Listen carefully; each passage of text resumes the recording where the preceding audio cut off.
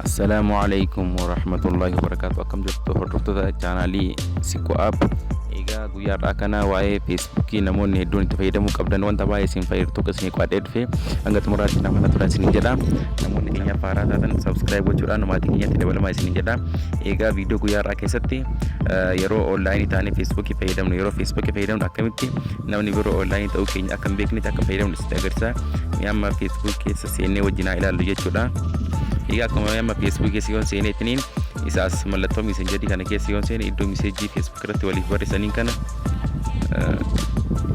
yeroon achi birateenu hiriyoota koo amma yeroo ammaa kana onlaayinii jiran asitti naaf fide jechuudha. Egaa namoota kanneen keessaa nama fedhee wajjin akkan haasa'u asitti namoota onlaayinii jiran naaf fide jechuudha.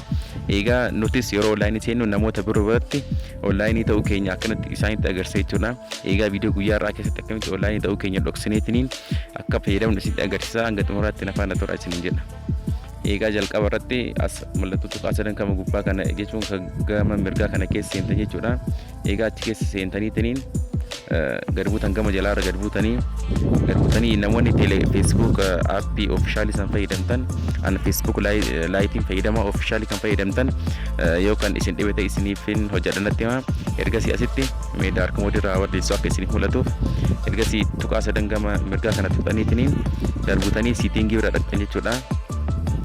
Siitingii keessa seentaniitiniin gama jalaarra gad buutanii siitingiiwwan hedduutu jira. Yoo wanti isin dhibee jiraatan gaafadhaa isiniifin dalaga wanta tokko yoo rakkoon qabu gama jalaarra gad buutaniitiniin as biratti isa audience and visibility kan jedhu kana jalatti blocking jalatti active status kan jedhu kana jira.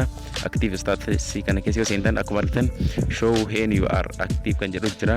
Your friend and the contacts are seen when you are active jedha. Egaa larna moljetanii waa'ee online ta'uu keessan waa'ee hedduu kan isin agarsiisu ilaaluu dandeessanii. Egaa gubbaa kanatti akkuma argitan show when you are active kan jedhu jira. Yeroo isin online taatan namni akka active taatan akka isin ilaalu heeyyamtaniif jirtan jechuudha. Egaa wanta kana cufnee jechuudha akkuma tuqxanii si'a tokko asitti irra deebi'ee isin gaafataa mirkaneessaniif turn off yoo gootan haala baay'ee nama ajaa'ibuun naaf cufamee jira jechuudha. Egaa haala baay'ee nama ajaa'ibuun wanta sitii kana qofa cufuudhaan onlaayinii ta'uu keessan cufuu hin dandeessin jechuudha. Ofirra namni tokkoyyuu haala hin beekneen ofirraa cuftaniitiniin yeroo feetanitti fayyadamuu hin dandeessin jechuudha. Egaa gamanumaan wanta tokko isinitti himee haa ba'u. Egaa Facebook irra seentaniitiniin yeroo dhiyoo hanga dhiyoo kanatti wanta baneen jira. Facebook page baneen jira. Sikkoo App jettaniitiniin Sikkoo App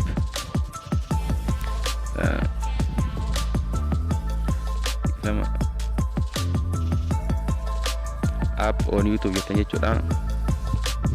On YouTube jettanii search gootanii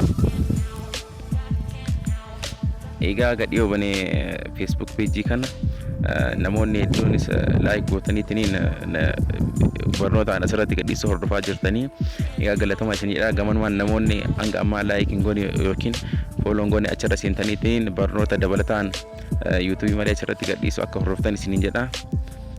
Egaa wanti guyyaa irraa isinii qabadhee dhufe isa kana ture. Hanga viidiyoo itti aanu walitti deebinutti barnoota haaraadhaa isinii qabadhee dhufutti nagaatti naaf turaa isiniin jedha. Bye bye.